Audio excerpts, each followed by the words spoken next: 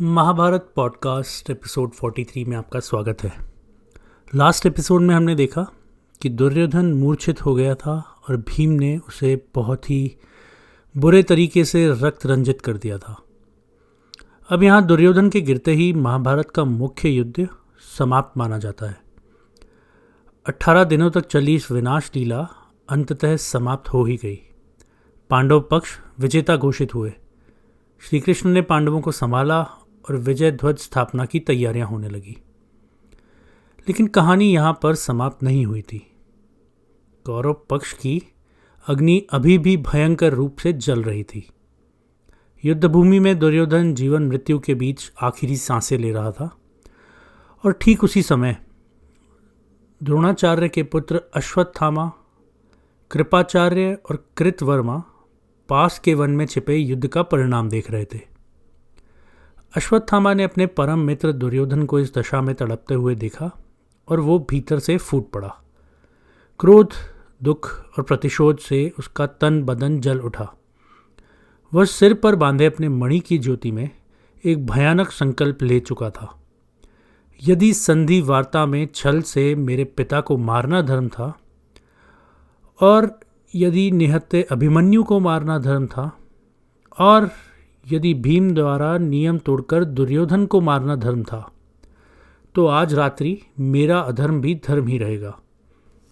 अश्वत्थामा ने तुरंत कृपाचार्य और कृतवर्मा को बताया कि वह पांडव शिविर पर अभी आक्रमण करेगा। कृपाचार्य ने उसे रोकने की बहुत चेष्टा की कि रात्रि में सोए हुए शत्रु को मारना क्षत्रिय वीरता नहीं बल्कि पाप है। कृतवर्मा ने भी कहा कि यह कायरता होगी, मगर अश्वत्थामा पर तो जैसे खून सवार था।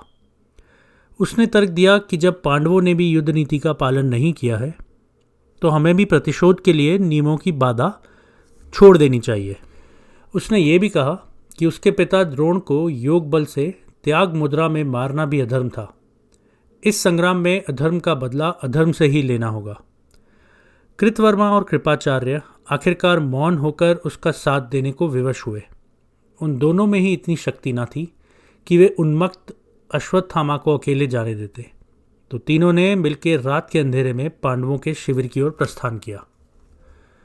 दूसरी तरफ पांडव इस बीच अपने शिविर में नहीं थे। वे दुर्योधन की अंतिम स्थिति और अन्य युद्ध कृत्यों में व्यस्त थे। शिविर में मुख्य रूप से पांचाल और उप पांडव सैनिक थे, जिनका नेतृत्व धृष्टद्युम्न, जो कि द्रौपदी के भाई थे, वो कर रहे थे।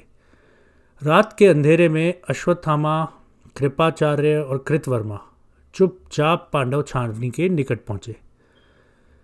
माना जाता है कि द्वार पर उन्हें शिविर की रक्षा करते हुए एक भयंकर आकृति दिखाई दी। यह आकृति शिवजी द्वारा रचित एक राक्षस थे, पर अश्वत्थामा ने महादेव का ही स्मरण करके उस असुर को परास्त कर दिया। इसके बाद वो तीनों दुश्मन छावनी में प्रवेश करने में सफल हो गए।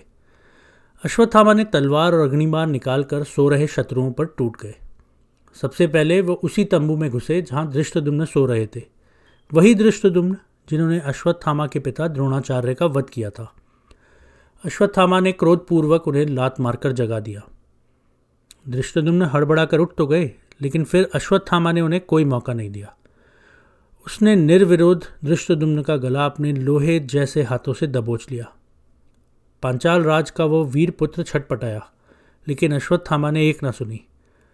धृष्टद्युम्न ने यहाँ तक कह दिया कि क्षत्रिय वीर, मुझे शस्त्र से मार, गला घोटना नामर्दों का काम है। पर द्रोणपुत्र के क्रोध के आगे कुछ न चला। अश्वत्थामा ने बोलते बोलते ही धृष्टद्युम्न का गला घोटकर हत्या कर दी। फिर अश्वत्थामा क्रोध में चीखता हुआ अन्य तंबुओं में भी घुस गया। द्रौपदी और पांडवों के पांचों पुत्र प्रतिविंध्य, सूमसोत, श्रितकर्मा, शतानीक और श्रुतसेन एक साथ एक शिविर में सो रहे थे।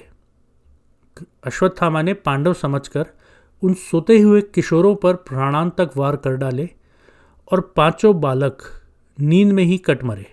उनका कोई भी कसूर नहीं था, पर वे प्रतिशोध की बलि चढ़ गए। इसके बाद अश्वत्थामा ने आगे बढ़कर शिखंडी, जिसने भीष्म पितामह के अंत में बहुत ही महत्वपूर्ण भूमिका निभाई थी, को भी मार दिया। शिखंडी को अर्जुन ने भीष्म के सम्मुख ढाल बनाया था और अश्वत्थामा ने आज उसका बदला ले लिया। अन्य पांडवों के ओर से बचे हुए वीर जैसे उत्तमौजा, युधामन्यु, कैकय राजकुमार आदि जो भी उस शिविर में सोए हुए थे, सबको अश्वत्थामा ने एक एक करके काट डाला। कृपाचार्य और कृतवर्मा ने भी इधर उधर जो सैनिक भागने की कोशिश कर रहे थे उन्हें मौत के घाट उतार दिया। देखते ही देखते पांडवों की समस्त शिविर सेना का सर्वनाश हो गया।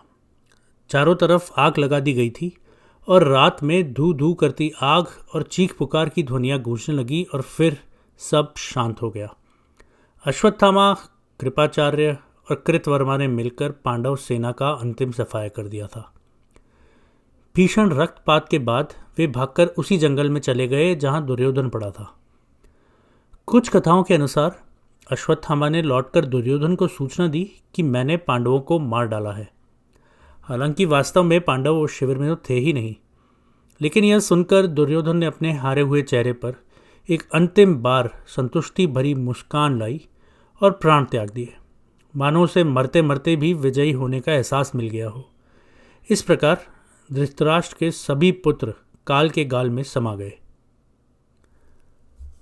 सूर्योदय होने तक कुरुक्षेत्र में सन्नाटा पसर चुका था। पांडवों ने युद्ध जीत लिया था, पर उन्हें अभी अंदाजा नहीं था कि उनके साथ रात को क्या अनर्थ हो चुका है। जब पांचों भाई श्री कृष्ण के साथ अपने शिविर में लौटे तो वहां का विभत्स दृश्य देखकर उनके पैरों तले जमीन खिसक गई। चारों ओर अपने रिश्तेदारों और प्रियजनों की शक्त विक्षत लाशें पड़ी थी। अपने पिता द्रुपद सहित पांचालों का पूरा वंश कट चुका था। द्रौपदी के पांचों पुत्रों के रक्त से शिविर लाल था। अपने पुत्रों को इस दशा में देखकर द्रौपदी चीत्कार कर उठी। उसकी करुण चीत्कार ने पांचों पांडव भाइयों की आंखों में आंसू भर दिए। युद्ध में अजेय रहने वाले योद्धा आज अपने भीतर की पीड़ा से परास्त होकर रोने लगे। अपने ही शिविर में सोते हुए बच्चों और बंधु बांधवों की हत्या, यह तो कल्पना से भी परे था। अर्जुन का क्रोध 7वें आसमान पर पहुंच गया। उन्होंने प्रतिज्ञा की कि द्रोण पुत्र अश्वत्थामा जहां भी मिलेगा, मैं उसका शीश धड़ से अलग कर अपनी पुत्र वधुओं को भेंट करूंगा। द्रौपदी विलाप करते हुए बोली कि गुरुपुत्र ने उसे घोर दुख दिया है और उसका अंत होना ही चाहिए। युधिष्ठिर स्तब्ध खड़े थे। रातों रात उनकी पूरी सेना का अंत हो गया था। सगे संबंधी वीर गति को प्राप्त हुए और कुछ इस तरह से उनकी विजय सूनी पड़ गई थी। श्री कृष्ण ने पांडवों को धीरज रखने के लिए कहा। उन्होंने बताया कि अश्वत्थामा, कृतवर्मा और कृपाचार्य ही इस नृशंस हत्याकांड के दोषी हैं और वे अधिक दूर नहीं गए होंगे।